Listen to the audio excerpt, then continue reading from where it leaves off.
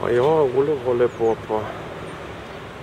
Himmelriket och lägger elkabel i stuprännorna.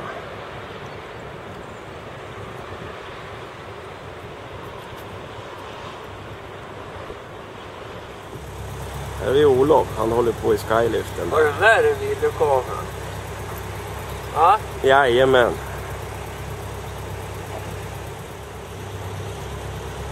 Jag hoppas att vi inte hamnar på YouTube. Olof han kan jobba han.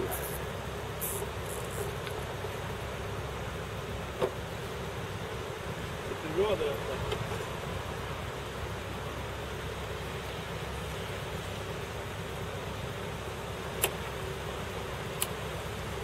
Ja, den här ska vi dra upp.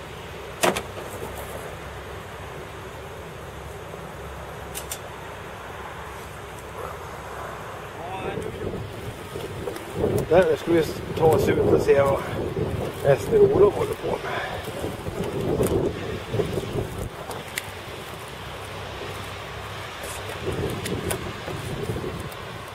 Där håller han på. Vad var det som ringde? Jag har inte hört något.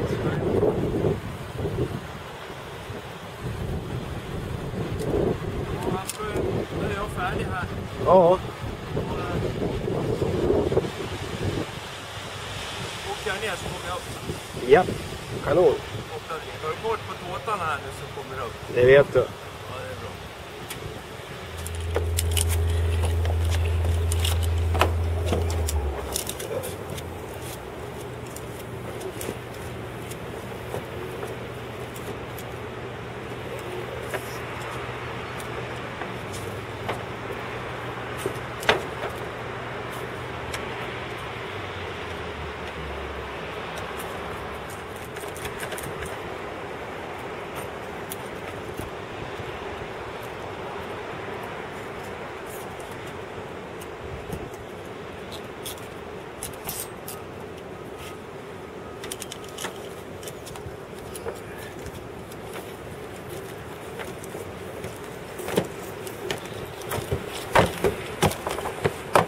Här är två barn här till.